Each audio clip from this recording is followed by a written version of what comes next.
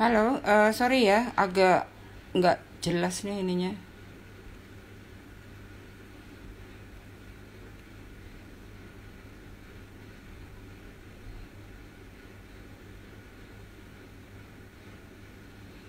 Trouble. Ada deh.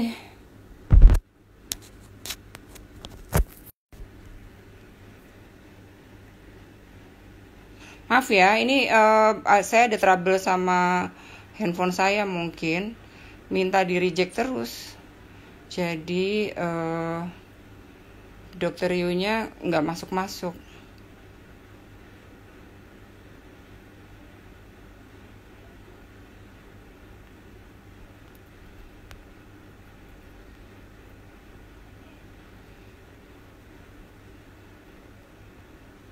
Sebentar ya, saya nggak tahu kenapa dokter Yu-nya nggak bisa. Oh, ini dia.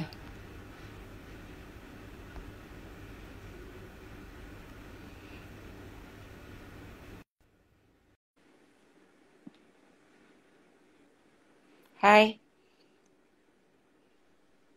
Nah, maaf dok. Nah, Soalnya tadi kayak nggak bisa apa namanya, minta di reject itu. Emang Yu marah sama saya? Oh enggak ya? iya males aku. Ya Allah. Ya, jadi memang malam ini kita mau ngomong soal empati ya dok. Langsung aja ya dok. Ya, Soalnya oke. memang tadi dari tadi terputus-putus karena situasinya nggak oke nih.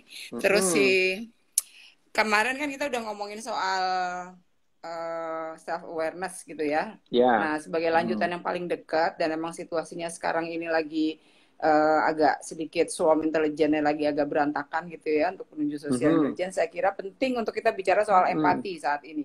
Gitu Mm-mm. kan. Ya, Nah, ya. empati dalam konten emotional intelligence itu saya sih pengen cuma tanya tiga dulu aja gitu. Yang penting sebenarnya empati itu apa? Yang kedua, kenapa penting kita punya empati untuk dalam konten social intelligence? Dan yang ketiga, apa? Nah, ini yang paling saya pengen tahu sebenarnya, Dok.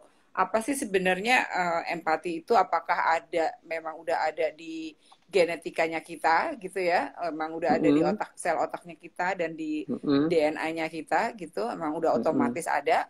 Atau Mm-mm. memang masih harus atau memang itu konstruksi sosial atau harus ya sebenarnya ada tapi range-nya kecil besar segala macam gitu.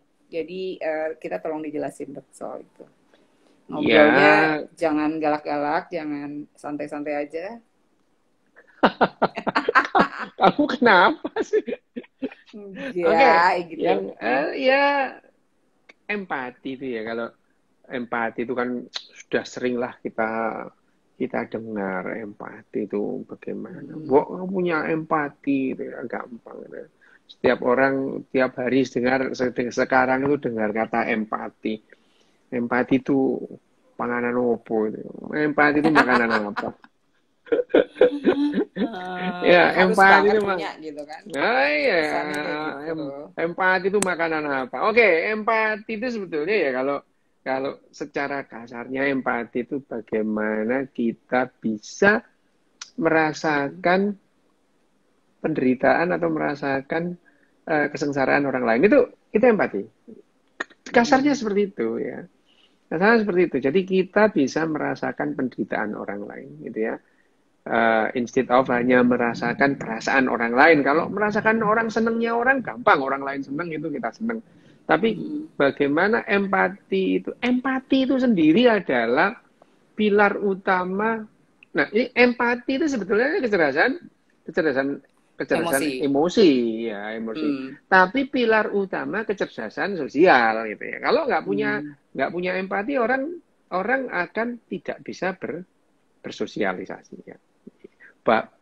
Tidak hanya antisosial, tapi asosial kalau orang itu tidak punya empati. Dan empati ini sendiri yang membentuk jiwa itu ya sebetulnya empati. Orang kalau nggak punya empati nggak ada jiwanya. Jadi kita itu punya jiwa itu karena kita punya empati, terus berhubungan dengan orang lain, saling Hmm. merasakan, saling menilai, sehingga kita itu merasakan orang lain punya perasaan, orang lain itu ada badannya dan ada sesuatu yang di dalam itu. Nah itu mulai akhirnya kita menilai menilai kita ya, punya jiwa gitu. Jadi yang disebut Hmm. jiwa itu ya hasil kerja otak ya Pak, ya ini kecerdasan Empati. sosial melalui empati ini membuat kita punya jiwa. Nah, empati itu sendiri ya, empati itu tadi ya, bagaimana kita bisa share.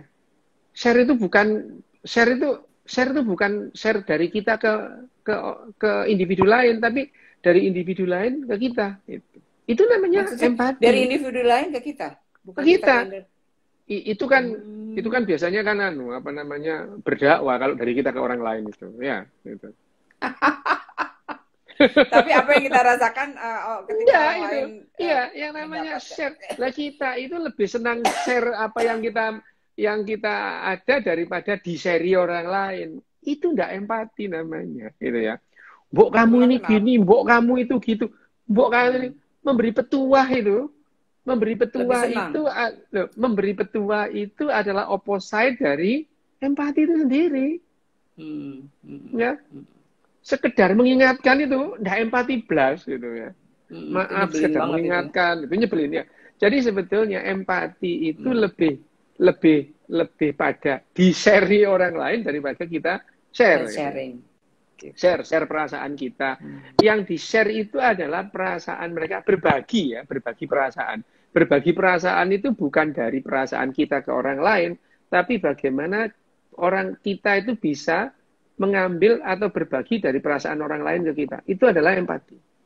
Jadi sebenarnya ya yang sering kita lakukan nih ya, Mm-mm. ketika orang sedih gitu malah menasihati, nggak empati sama sekali gitu kan Itu perasaan, enggak ada. nggak ada Nah, batas sebentar. Itu ya. gitu kan. Pengetahuan tentang empati ya, pengetahuan tentang empati, terus merasakan empati dan melakukan empati itu adalah tiga hal yang berbeda. Makanya Daniel Goleman itu juga membreakdown empati itu jadi tiga Tiga. jadi tiga kategori empati. Yang pertama itu adalah kognitif gitu ya, Kognitif empati ya. kognitif. Jadi empatiku opo sih, panganan opo gitu ya, Ini ya. kognitif empati. Ya itu. Nah, itu ada itu gambarmu itu ya. Iya. Kognitif empati. Kognitif empati ini adalah sebetulnya breakdown dari empati itu sendiri. Kognitif Mm-mm. empati itu adalah pengetahuan apa sih empati, makanan apa itu empati itu. Mm-mm. Mm-mm. Gitu ya. Empati. Terus kemudian emosional empati itu lebih dalam lagi. Betul-betul kita bisa Merasakan. merasakan. Mm-mm. Instead of hanya sekedar tahu Mm-mm. bahwa empati itu Mm-mm. begitu gitu ya. Mm-mm. Merasakan. Compassionate empati itu lebih Jalan lagi. lebih jauh lagi bahwa kita melakukan action atas empati kognitif dan empati emosi Empati tadi, emosi tadi. Oke. ya. Uh, nah, Nah, kira-kira ada yang bilang gini, ya nggak kelihatan deh sayang ini ya. Jadi ada, apa? jadi ini ada bedanya yang antara emosional kognitif, Mm-mm, apa empati dan kognitif mm-mm, empati ya yang seperti disampaikan sih. Cuma memang mm-mm, gambarnya kegedean di sini jadinya nggak bisa dikecilin. Saya nggak ngerti cara mm-mm, ngecilinnya. mm-mm, mm-mm, Tapi paling tidak memang tahapannya antara kognitif, emosional dan compassionate. Nah, kadang-kadang mm-mm, kognitif itu memang sesuatu yang memang apa namanya secara sadar, makanya itu kemarin kita belajar self mm-mm, awareness itu, maka secara sadar mm-mm, kita tahu betul gitu ada masalah di orang lain, bagaimana mm-mm. kita merasakan Ya, you mm-mm, wearing others people shoes gitu kan, jadi mm-mm, pakai sepatunya orang lain gimana rasa mm-mm, sakitnya segala macam. Tapi ketika emosional empati kita bekerja, kadang-kadang kita juga tergerak hati kita untuk melakukan sesuatu gitu terhadap dia kayak mm-mm, gitu. mm-mm, Tapi mm-mm, memang tipis bedanya ketika kemudian sikap-sikap kita mau berempati tapi justru kita memberi petuah gitu. Yang sering tuh gitu tuh dok. Yang sering kali kita uh, ini antara sadar nggak sadar tuh dok kadang-kadang tuh kalau menurut saya. Jadi orang seringkali kita ingin berempati tapi kamu sih atau kalau enggak ya udah kamu berdoa dong gitu loh sesuatu yang malah nyalahin atau kecenderungannya memberi instruksi gitu loh bahwa begini loh begini loh begini loh gitu. Padahal kadang-kadang empati itu dibutuhkan hanya doing some kayak teman saya sekarang udah meninggal beliau ya.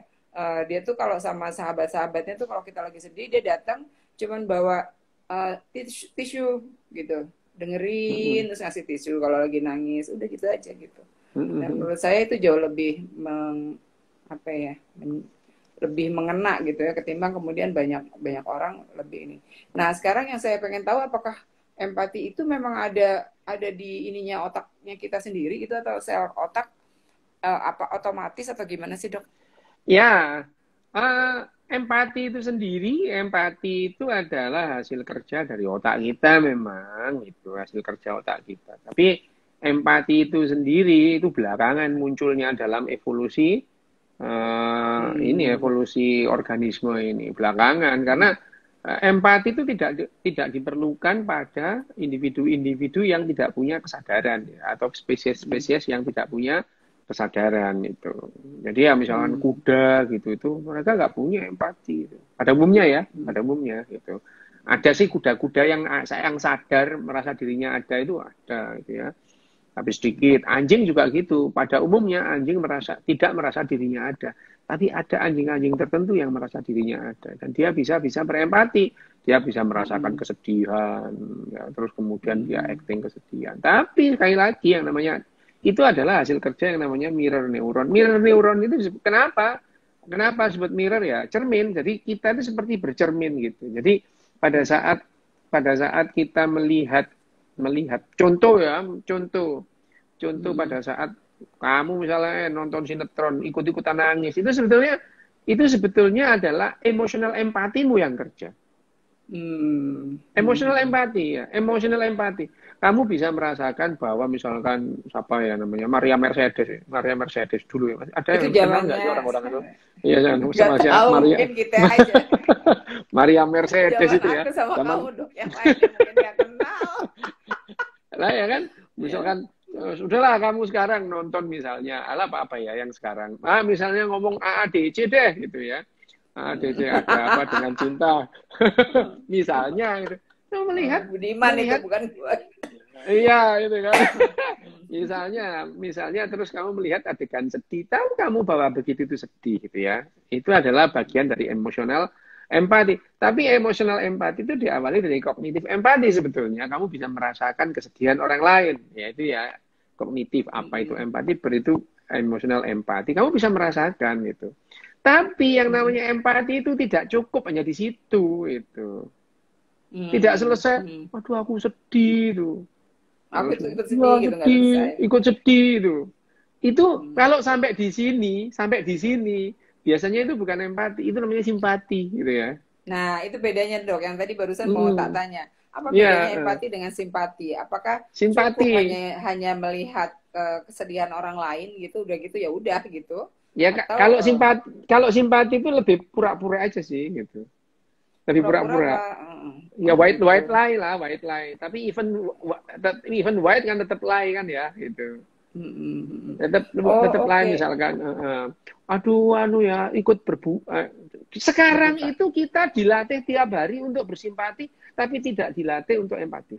Kamu nggak percaya nih? Coba kalau ada di WhatsApp grup, ikut berduka cita. Kamu kenal aja enggak berduka cita gimana gitu.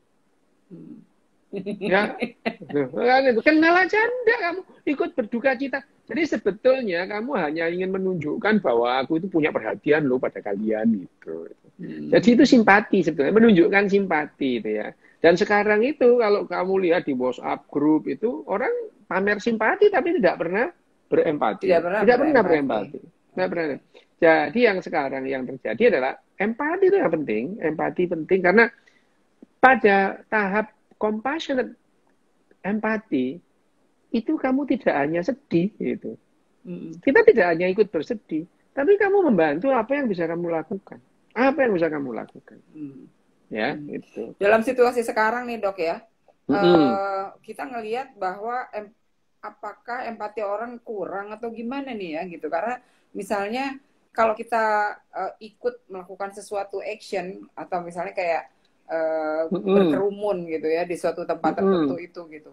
Nah kalau ikut berkerumun kan artinya kita juga sedikit banyak tidak berempati apa nggak tahu gitu, apa nggak paham gitu. Saya nggak ngerti nih karena kalau kita berkerumun maka misalnya kan kita tahu bahwa penularan virus juga tinggi. Kalau kita ikutan marah maka ini nggak akan selesai. Kalau kita ikut melihat orang sesuatu langsung bergerumul tapi tidak membantu itu juga nggak empati kalau menurut saya, malah membuat rusuh dan pengap. Jadi situasi sekarang ini gimana nih gitu? Supaya kamu nggak bingung ya, itu. Empati ini adalah kecerdasan emosi. Bahwa bergerombol itu menyebabkan penyakit. Itu adalah otak rasional, ya. Nah, itu yang seringkali yang namanya emosi itu membajak rasionalitas. Jadi pada kasus ini bukan orang berempati, tapi rasionalitasmu dibajak oleh emosimu itu. Ya, kamu punya rasa empati, kamu punya sedih, kamu milih. Memang yang namanya empati, bahkan empati itu kamu membantu orang lain sampai akhirnya kamu membahayakan dirimu sendiri. Itu yang namanya altruisme. Altruisme itu adalah akar dari altruisme adalah empati ini, gitu ya. Jadi altruisme itu, altruisme itu kamu rela membahayakan dirimu untuk menolong individu lain, gitu. Itu adalah altruisme. Akar dari altruisme ini adalah empati ini, gitu ya. Nah, pada saat kamu sayang pada anakmu, ya, kamu terus kemudian melupakan segala macam resiko kamu menolong dia. Sebetulnya itu yang terjadi dengan orang bergerombol tadi. Di mana otak emosi membaca otak rasional.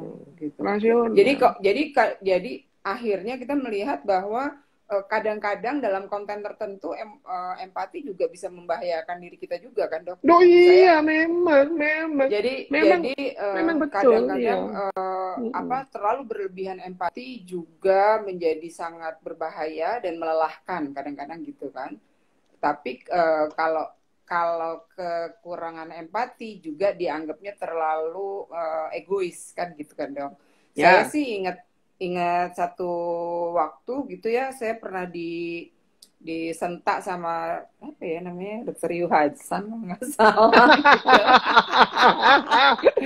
Waktu itu aku nanya gitu ya, saya ini altruis atau egois, Dok? Kamu egois lah gitu kan. Iya, kamu egois lah. Masa gitu, altruis mana ada, nggak ada gitu. Terus aku bilang, ya ampun, segitu parahnya aku gitu kan. Iyalah, kamu egois lah. Aku kan itu kan namanya egois gitu kan. Kalau kamu altruis mati gitu. Lah iya gitu. Kalau kamu modelmu kayak gini altruis mati kamu. Nah sekarang gini ya yang namanya. Jadi ya supaya nggak salah dalam menangkap apa yang namanya altruis, bahwa yang namanya altruis itu oke gitu ya. Karena kenapa gini? Karena kita manusia ini diikat oleh sebuah narasi gitu. Kita nggak kenal kok. Kamu misalkan kamu kumpul gitu ya, apa namanya di SMA. SMA-mu dulu berapa kelas, En? 3. Kok dikit banget itu. Dikit banget. Dok. Ya. 3, satu kelas cuma 27 anak. Jadi satu angkatan cuma nggak sampai 100, bayangin. Ya kalau satu angkatan 100 kamu bisa kenal semua. Tapi kalau misalkan kamu di SMA yang 12 kelas gitu, masing-masing kelas 50 orang, kamu nggak bakal kenal sama semua itu. Tapi kalau kamu angkatan bawah atas kenal, Dok. Ya kalau di kelasku dulu cuma 1, isinya orang gila-gila semua gitu. Itu ada itu ada itu yang mengikuti Indra Wahyudi Draun itu temanku satu kelas itu orang gila. Nah itu ya ini Mas Indra sabar ya Mas Indra. Enggak, dia udah kenal dari aku dari SMP SMA udah kenal sama dia. Jadi ya rahasianya dia aku pegang semua. Oke, ini ya yang namanya ikatan sosial kita, ikatan sosial Beda sapien ini, Homo sapien ini diikat oleh sesuatu yang sangat rapuh, yang namanya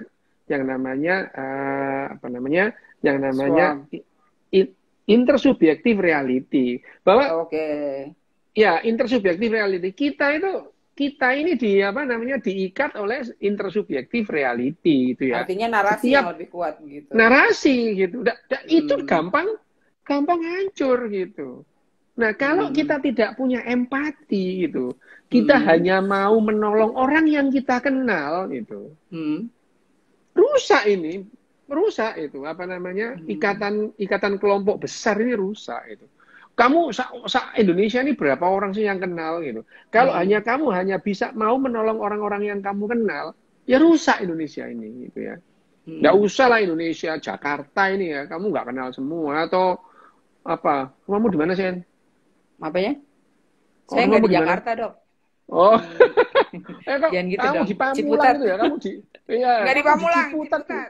Di Ya udah, Ciledug, Dok. kamu di Ciputat itu. Ciputat itu kan banyak yang nggak kenal. Tetapi sesampai warga Ciputat kalau pakai baju nah Ciputat, kamu merasa itu adalah bagian dari kelompokmu. Society, Nah, kelompok. Oke. society. Nah, itu gak ikatan antar manusia dalam satu kelompok ini gampang gampang pecah gitu. Kalau Hmm. kamu nggak punya empati itu. Tapi kalau Hmm. empatimu keterlaluan ya segala sesuatu kalau keterlaluan ya sama aja dengan kurang gitu ya. Hmm. Membahayakan dirimu sendiri gitu. Oke. Kadang-kadang Ya. compassionate juga bisa membahayakan karena melelahkan gitu kan. Terus, Masalahnya jarang banget orang sampai compassionate itu atau apalagi oh, oke. kelebihan. Yang ada kekurangan itu. Ya. Kemarin aku Kalau dites kelebihan, Dok. kelebihan apa? Nol kok jarakku. Jadi emang kelebihan. Apanya? Itu apa? Terlalu ngurusin orang lain, terlalu empati kan, Oh iya, terlalu anggi. pas gila Sehingga mukumat kan melelahkan. kemarin itu, ya kan? Iya, waktu gila. Iya, kan Heeh. pas kamu kambuh gilanya ya gitu. Jadi ya saudara-saudara Ya, untuk tahu aja ya, gue sering dibilang gila karena memang iya sih emang gitu. gendeng. Oke ya, Heeh. mulai balik kita Mm-mm. uh, kalau apa namanya? Aku haus kan. Iya sama. Terus nggak apa-apa sih. Ada yang tanya minum apa? Aku kasih tahu nih minumnya. Enggak. Uh, Aku masih ada Oke, satu di kulkas.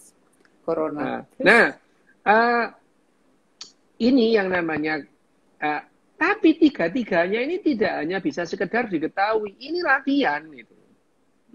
ini bagian dari Latihan. kalau di Daniel Goleman bilang kalau mau upgrading your empathy maka tiga hal ini harus dipelajari terusan dan dilatih. Iya, Itu kata iya, si Daniel Goleman iya gitu. memang gitu. Ya Cuman memang latihannya gimana, Dok, gitu. loh, iya latihan memang latihan. Latihannya itu dimulai sejak dini. Dan kemudian Mm-mm. latihan itu disertai contoh. Kamu Hmm. latihan tanpa contoh itu nggak bisa. Latihan silat Hmm. kalau nggak ada yang ngasih contoh, kamu mau silat apa? Itu. Nggak bisa. Hmm. Latihan gitar, kalau kamu lihat orang gitaran, terus kamu latihan niru seperti itu. Hmm. Ya, itu Tapi yang untuk namanya latihan. latihan empati kalau saya ya, Mm-mm. saya belajar untuk menahan diri kalau saya. Karena saya punya kecenderungan agak gampang apa ya? Agak gampang jatuh hati gitu pada sesuatu yang atau langsung sedih gitu.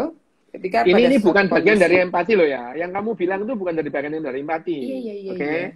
Makanya Beda, saya bilang beda. melatih untuk menahan diri dan melihat sesuatu dengan lebih jernih, That's it. dengan lebih kognitif gitu. Itu adalah part lain atau apa unsur lain yang bagian lain dari Otak. emotional intelligence yang nanti Hmm. kita bahas berikutnya kan ada 6 Ya, soal lima, ya.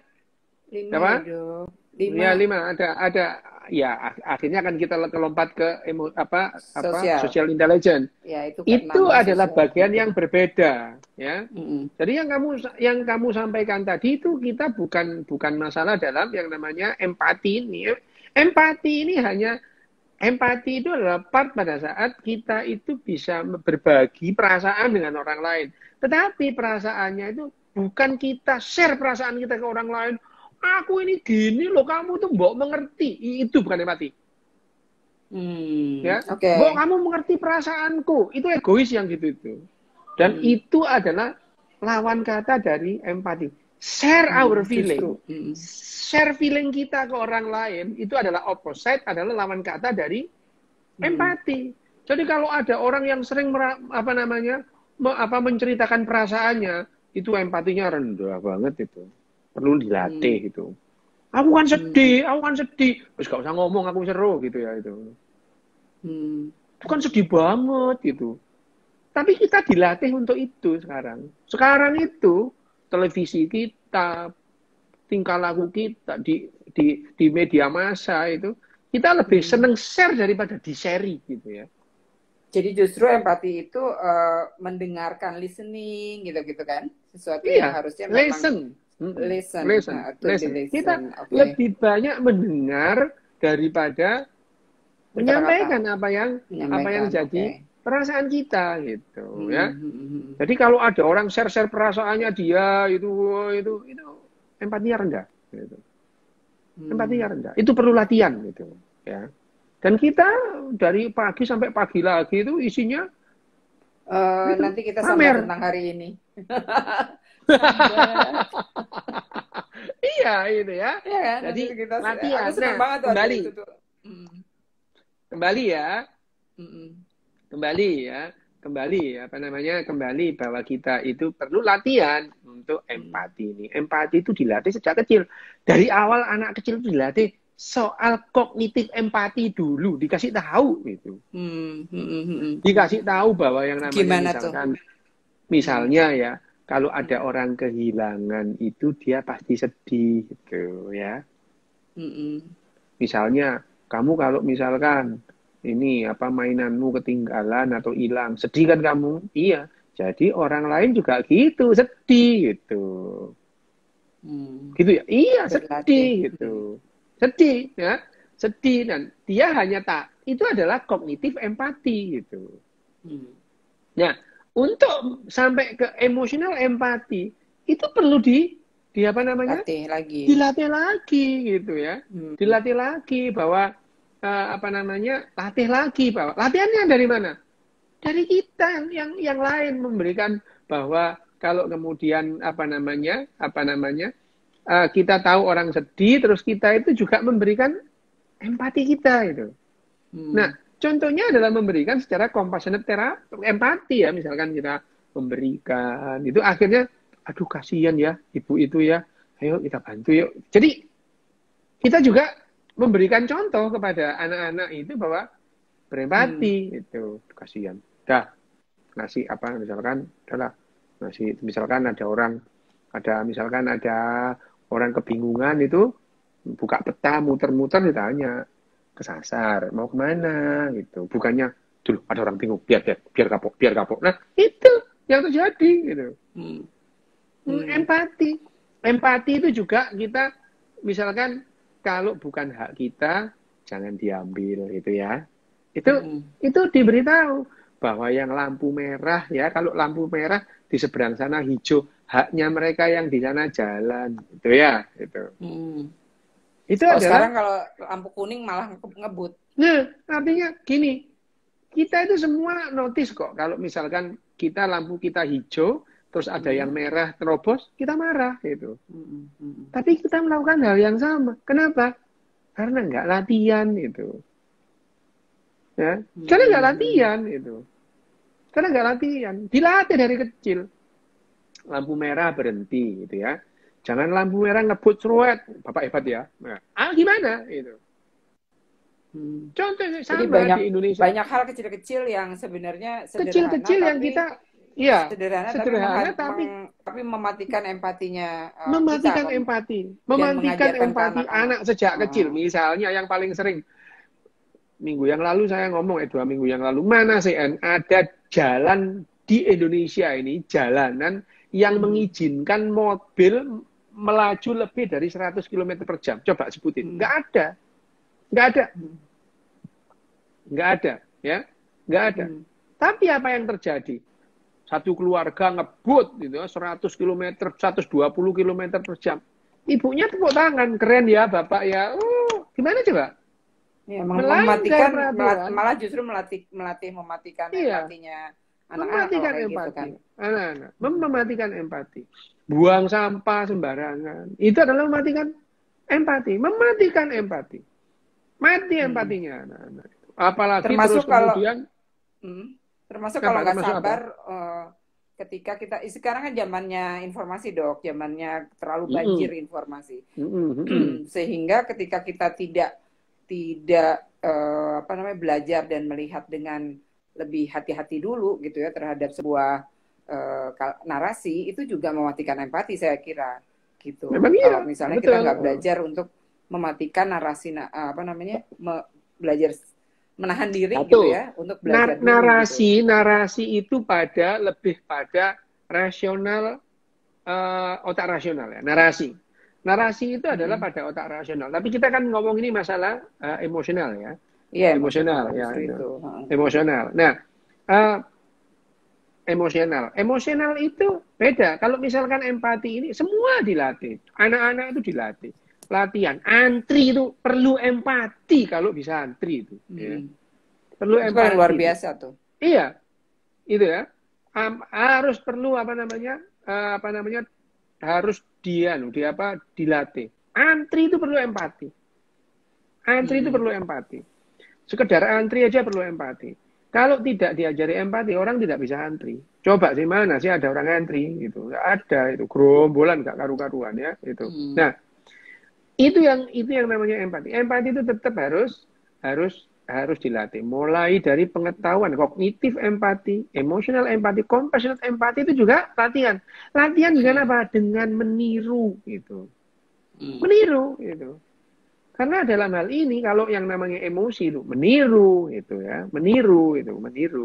Kayak ini Nah, ya, berarti neuron cerminnya yang bekerja gitu ya. iya neuron ya, makanya syarat empati itu neuron cerminnya cukup. Ada enggak orang yang tidak bisa berempati? Ada itu. Ada itu. Siapa? Ada. Lah orang psikopat nggak bisa berempati dia gitu. Orang Nah, psikopat murni tidak bisa berempati gitu. jadi ini kan aku ada 3 kata-kata yang sebenarnya cukup menarik untuk dibilang sebagai empati nih dok. Jadi seeing with Mm-mm. eyes of another, listening with ears of another, and feeling with the heart of another. Ya, Gitu. ini adalah pada tataran yang namanya sampai pada emotional empati tadi, gitu ya. Gitu ya. Feel, listen and Feel. feel, itu ya. Tapi yang namanya compassionate empati itu act, ya. Kita melakukan sesuatu, gitu ya. Misalnya Helping someone. helping, gitu. Misalnya, nggak usah, misalkan ada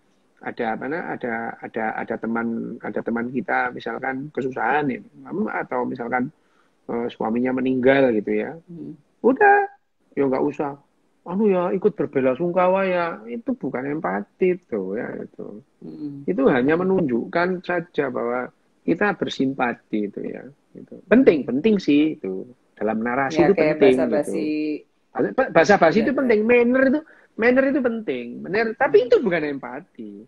Kalau empati itu terus Itu diem-diem bersifat terus ya. ngasih beras itu ya, terus itu mobilnya biar dipakai lah itu gitu itu empati gitu. Tapi ya kembali contoh misalkan anak-anak diajari itu adalah bahwa nih diajari kalau misalkan jadi kalau ada barang ketinggalan jangan diambil gitu. Jangan diambil. Jadi itu dilatih sejak kecil. Ada barang ketinggalan misalkan di halte bus gitu ya. Itu diajari itu. Nanti orangnya itu yang punya barangnya akan kembali ke sini kalau ingat itu. Kalau nggak ingat, ya kalau nggak ingat itu tugasnya polisi biar diamankan. Itu Bukan tugas ya. kita Bukan untuk tugas kita mengamankan. itu.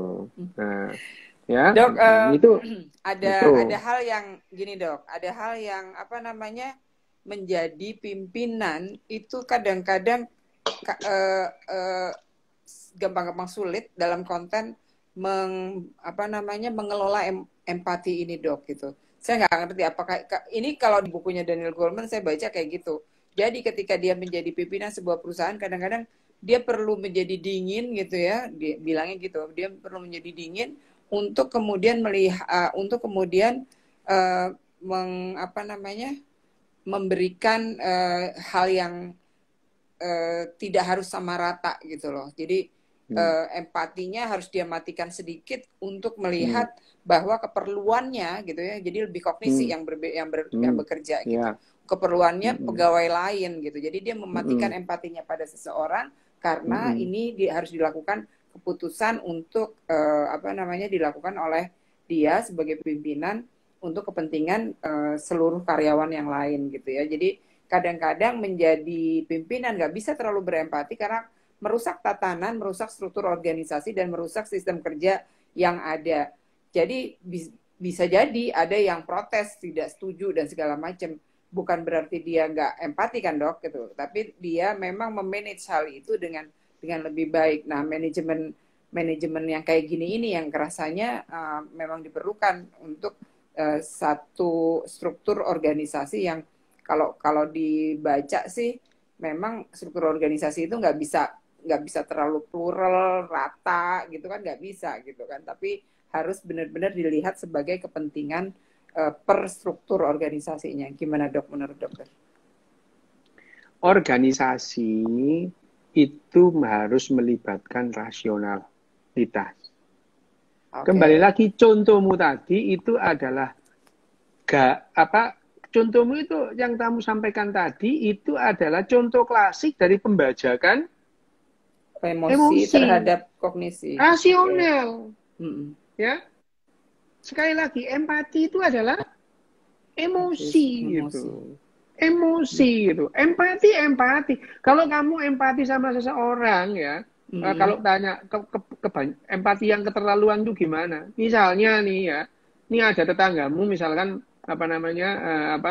kesusahan, terus hartamu kamu serahkan semua ke tetanggamu, kan nggak rasional itu namanya gitu. Itu empati yang terlalu. Itu tadi ada yang nanya empati yang terlalu gimana, ya itu sama itu. Pada saat kamu jadi pimpinan organisasi perusahaan, ya harus mengedepankan rasionalitas. Rasionalitas. Kenapa? Di situ ada petunjuknya, ada yang namanya SOP-nya, ada yang namanya rambu-rambunya itu.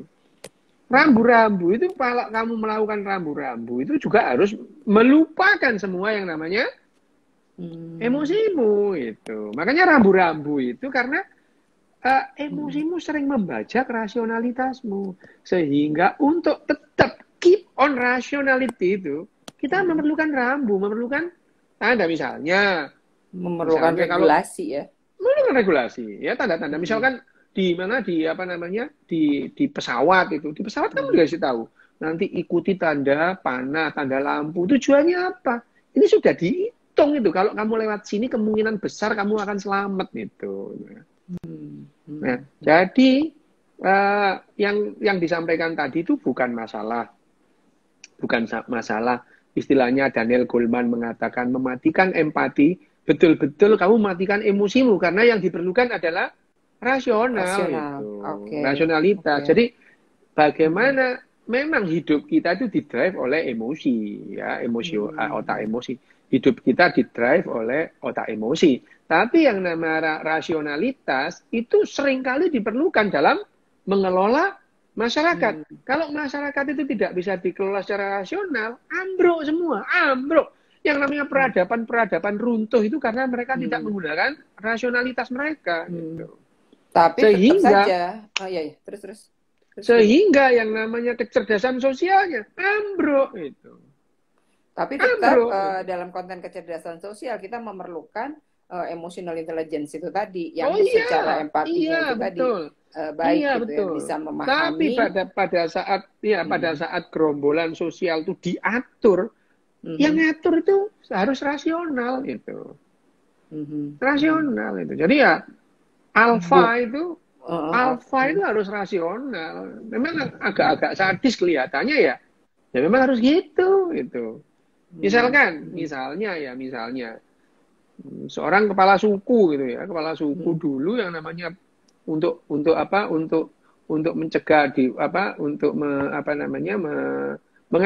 mengantisipasi paceklik gitu ya. Mereka punya lumbung, nggak boleh orang ambil gitu.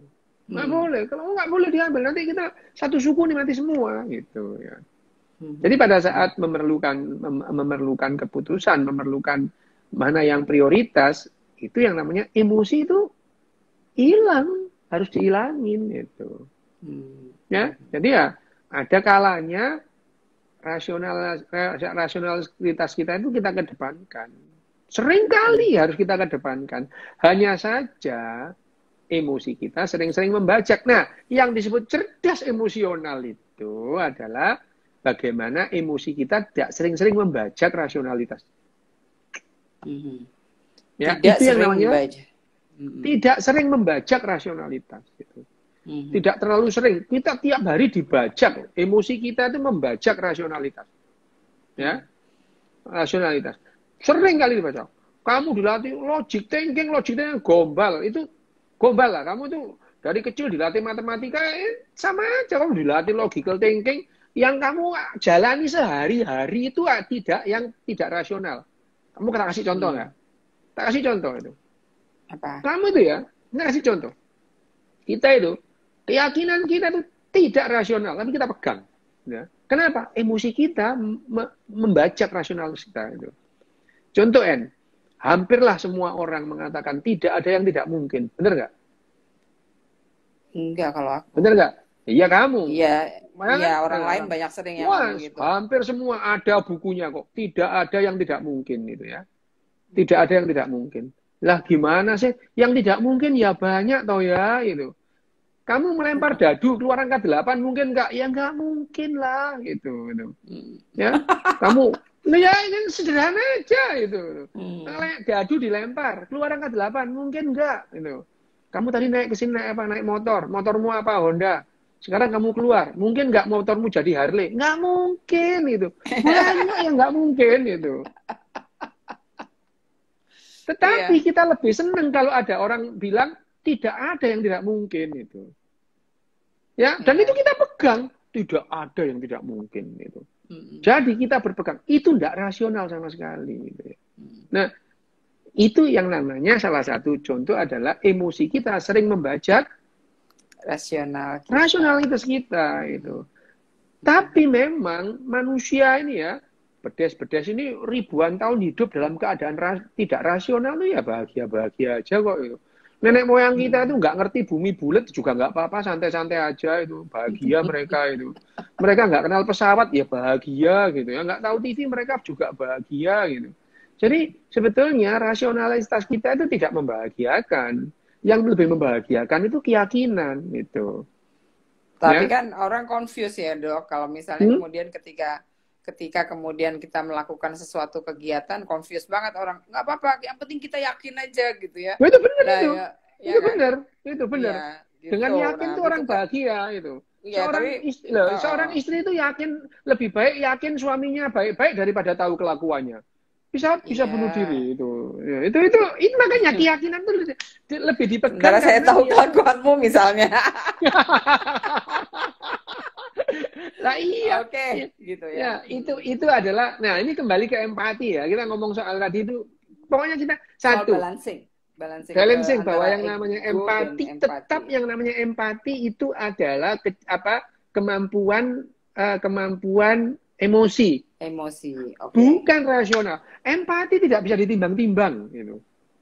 Aku tak gimana? Enggak, empati itu karena latihan gitu ya. Latihan gitu. Latihan bagaimana kita berempati. Kita tidak bisa yang namanya kita berempati apa enggak ya enaknya. Enggak bisa itu.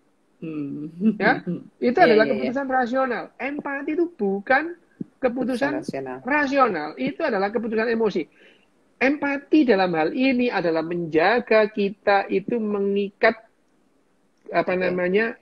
kecerdasan sosial kita, kecerdasan swarm intelijen kita, kecerdasan bergerombol kita supaya tidak ini. Dan yang namanya empati ini yang membentuk jiwa gitu ya. Tanpa empati manusia nggak punya jiwa. Ya. Oke. Nah, saya kira karena selalu gini ya, kita nggak terasa udah hampir sejam gitu. Udah sejam belum sih dok? Gitu kurang lebih gitu ya. 49 menit. 49 menit. Oke, jadi sekitar 10 menit lagi ya. Oke, jadi kita masih punya waktu 10 menit. Nah, saya pengen ada bagaimana sih yang pas gitu loh dok. Yang selalu pas untuk kemudian ketika empati kita bermain untuk melihat situasi sosial yang seperti sekarang, mana waktu yang pas gitu untuk kemudian kita yang berarti tadi empati nggak bisa dibuat gitu ya, tapi empati bisa dilatih. Tapi kemudian kita melihat sesuatu yang sekarang ini berubah. Nah, semuanya instan nih harus berubah. Dalam situasi kondisi seperti sekarang, kita harus benar-benar saling mengerti, saling empati, saling kemudian membantu satu sama lain gitu ya. Tapi kan kalau kita nggak latihan panjang, susah gitu dok. Jadi apa sih yang harus kita lakukan bersama nih kalau dalam kondisi seperti sekarang gitu? Ini kan sesuatu yang nggak bisa kita duga. Dunia ini berjalan tidak dengan mengikuti kemauanmu. Iya sih, benar. Jadi gini ya, sebetulnya gini, empati or not, ya toh, empati atau tidak itu bisa saja kita itu jatuh pada saat yang namanya keruntuhan dari SWOT intelligence kita. Tapi tanpa empati, kemungkinan untuk runtuh itu lebih besar. Lebih besar. Okay. Lebih besar gitu ya. Nah, sekarang yang kita bahas ya, misalkan contoh. Cara intimidatif itu lebih efektif mendrive kelompok ketimbang dengan persuasi. Ya, padahal persuasi ini adalah empati. Persuasi karena itu memerlukan empati. Apakah karena intimidatif itu rasional kontennya atau intimidatif sesuatu bukan. Enggak, ya bukan. Rasional itu kan gini, kalau pemimpin contoh kalau pemimpin di negeri bumi bleber ini ya, dia tahu kalau menggunakan pendekatan persuasif itu tidak jalan. Mereka harus menggunakan pendekatan intimidatif. Kenapa? Lah wong memang senang diancam gitu. Iya, itu kan kenyataan sih gitu ya. Iya, enggak itu juga. Iya, emang iya gitu kan. Banyak sekali gitu kan yang doyan banget untuk diintimidasi. Emang nah, dia... sekarang ini ya, kalau kita itu melatih kan sekarang gini, kalau gampang-gampangnya lah ya, masa kamu nggak kepingin kamu melihat yang namanya lalu lintas itu kalau lampu merah itu berhenti gitu, nggak ada orang menyeberang jalan kalau nggak di traffic light gitu, apa kamu nggak pingin gitu ya? Apa kamu nggak pingin sih barang ketinggalan di halte di mall tetap ada, kamu balik barangnya ada gitu, apa nggak pingin gitu ya? Kalau pingin loh ya ayo dilatih gitu. Yang dilatih sama anakmu, kamu nggak bisa udah tuwek, udah nggak bisa gitu, nggak bisa dilatih gitu ya. Udah yang nggak bisa empati udah tuwek itu udah kebacut. Yang dilatih itu anak-anak kita ini. Dilatih. Kalau kita melatih kayaknya empati, kalau kelas kita cucu kita gitu dok. Ya oke lah, boleh lah ya cucu. Turun. Lah iya, makanya kalau kita itu melatih sekarang kecerdasan sama. Pada saat kita sekarang melatih kecerdasan emosi anak-anak kita, anak-anak dilatih, terus kemudian dilatih, dikasih contoh, terus kemudian mereka mulai dari kemampuan emosinya dilatih, kemampuan sosialnya dilatih. Yang namanya kebudayaan ini berganti kultur itu satu generasi itu. Nah, kalau dalam konten kultur berubah dalam satu generasi, artinya kondisi sekarang ini sedikit banyak jadi terpaksa juga ya kita berubah gitu ya dok, sedikit banyak. Lah iya, atau gimana? Ya sekarang ini kalau kamu kepingin melihat negaramu ini lalu lintas teratur, itu kamu melatih anakmu. Semua yang dengerin di sini ya, yang kupingnya dengerin ini, matanya lihat acara ini, itu ya. Ya udah, jangan pernah nerabas yang namanya jalur busway apapun yang terjadi gitu ya. Jangan pernah nerombol lampu merah apapun yang terjadi gitu ya. Jangan pernah ngambil barangnya orang apapun yang terjadi, entah kamu kekurangan apa, enggak boleh gitu ya. Itu akan memberikan contoh ya. Kalau kita bilang mencuri itu dosa loh ya, nanti kamu masuk neraka, tapi kita nyolong anak kita gitu. Sama tadi itu ngebut gitu ya. Sekarang itu dengan bangga pamer pula di sosmed itu. Wah keren ya sekarang Solo ke Malang 3 jam. Lu bangga. Ini langgar undang-undang kok bangga gitu. Itu ya namanya kita melakukan dari awal itu. Dari awal sampai sekarang sampai sekarang. Mbok ya kalau misalkan nggak ada tol itu maksimal 80 km per jam kalau di dalam kota. Kalau luar kota 100 km per jam. Wes, udah itu. Dari situ itu ya. Nah, itu. Terus kemudian kalau di jalan biasa dalam kota itu maksimal 40 km per jam. Loh itu ada undang-undangnya kok itu ya. Ya, itu. Wah, kita malah bagus ngebut tuh. Hebat apa? Wow, tepuk tangan. Ya wes anaknya wes gak ono sing empati itu nggak cerdas. Mereka terbiasa melanggar apa yang ya, kalau itu ada kesusu dok. Kalau kesusu berangkat lebih awal itu ada bilang kesusu gitu ya. Kalau kesusu berangkat lebih awal itu. Oh, kesusu kok belajarnya pas-pasan gitu. Ya, itu. Nah, itu yang apa namanya? Itu. Nah, itu adalah keputusan rasional gitu. Nah, rasionalitas kita jangan sering-sering dibajak oleh emosional. Itu yang namanya cerdas secara emosi. Emosi kita cerdas itu pada saat emosi kita tidak sering-sering membajak rasional. Jadi empati itu ada di antara itu ya, ketika kita tidak kalau kita tidak sering-sering membajak otak rasional, menahan diri untuk kemudian itu cerdas. Menjadi lebih cerdas. Kita melatih otak-otak itu untuk cerdas itu. Cerdas itu adalah untuk mengefisienkan dan mengefektifkan hidup kita. Itu adalah cerdas. Oke. Sekarang satu lagi. Kalau ya, yang tadi belum terlalu dalam kita jawab adalah kalau memang di otak kita tuh emosinya lebih tebel gitu ya, dalam konten bahasa otak adalah amigdalanya lebih tebal gitu misalnya, yang secara emosional susah gitu ya untuk berubah. Gimana dok? Ya tahu sih melatih gitu ya, tapi ya, latihan. Menghadapi yang kayak gini gimana dok? Latihan. Kalau saya jadi gitu hanya latihan. Kalau jadi pimpinan? Ngelatih. Nah, dipaksa. Ya itu makanya pimpinan itu kalau kita salah milih yang salah milih ya kapok gitu ya. Rasakno dhewe gitu. Masalahnya itu ya dalam sistem seperti sekarang ini ya memang lebih bagus sih. Kalau dulu kan kita nggak punya pilihan, raja ya sudah itu gitu ya. Udah itu. Kalau dapat raja yang bagus ya syukur, rasanya bosok ya bosok gitu ya. Nah sekarang kita disuruh milih di antara dua yang bosok mana yang lebih nggak bosok kan gitu ya. Gitu. Ya kan gitu. Ya, demokrasi kan gitu. Milih the best among the worst kan gitu. Itu. Ya tetap saja dalam apa namanya kita milih the best among the worst itu ya nggak apa-apa. Tapi ya bagaimana juga kalau ada dua jeruk yang bosok, kita milih yang lebih tidak bosok kan gitu ya. Gitu. Nah kalau misalkan kita amigdala, kecuali kalau orang yang memang menir emosi sama sekali ya, orang-orang yang apa namanya, yang nir emosi, yang psikopat ya wis dikerangkeng gitu.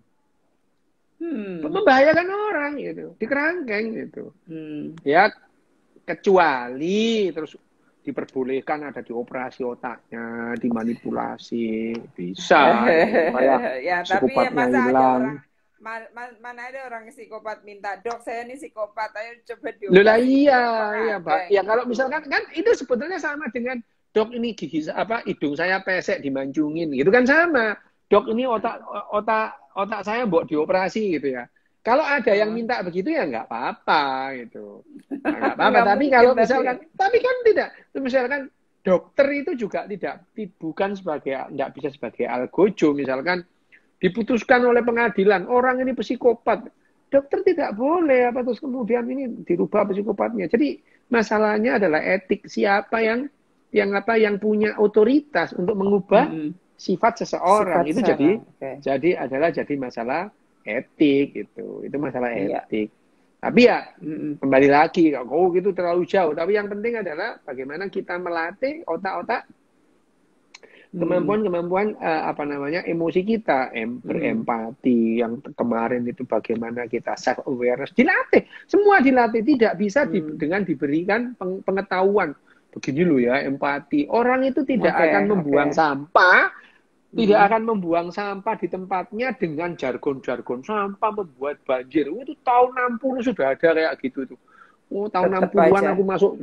Itu ya, Jakarta jangan buang sampah. Itu yang membuang sampah mengakibatkan banjir. Orang udah tahu gitu. Tapi Tapi nggak ya, pernah berubah. tetap ya, bahwa yang namanya mencuri itu dosa, mencuri aja. Gitu. Kenapa nggak dilatih? Gitu, gitu. Itu Oke dok. kebanyakan kebanyakan apa namanya, Nonton kebanyakan sinetron. dipetuai. Karena Ah, kebanyakan dipetuai, terus akhirnya dia memberi petuah gitu. Jadi kalau jadi kamu itu di banyaknya Twitter lah, di Facebook lah, di apa namanya, di WhatsApp lah, lebih banyak orang berpetuah ketimbang ingin mendengarkan. dipetuai. Oke. Iya, Dok, tinggal berapa menit? habis Habis. Oke. Kalau dua, gitu kita dua menit. kira-kira kesimpulannya kecil aja bahwa empati memang tetap diperlukan untuk Yes, kita membangun sebuah kondisi sosial intelijen. Hanya saja emotional intelligence-nya harus benar-benar sehat dan harus punya empati yang baik gitu ya, sehingga tidak membajak yes. rasionalitas. Tidak Kira-kira sering-sering gitu. membajak Tidak sering-sering membajak rasionalitas. Ya. rasionalitas gitu. Hmm. Oke dokter. Jadi Eh, saya sih akan 2 minggu lagi dok kita bisa ketemu karena oke. nah kita akan ngomong soal empowering. Ya empowering apa namanya? Motivasi sebenarnya. Motivasi. Gitu. Iya kan? Kamu jangan dikira aku motivator loh ya. Iya, Amit-amit Jepang bayi, wek, cuk, cuk, cuk. iya aku juga nggak suka. Emangnya gue pikir gue jadi motivator, oh enggak gitu ya. Tapi ini series yang menurut saya masih penting gitu ya untuk terus dilanjutkan dan dibaca. Jadi everybody thank you udah nonton dan senang jumpa dokter. Nanti kita bahas lagi soal motivasi di Emotional Intelligence jilid 3. Oke? Bye, thank you.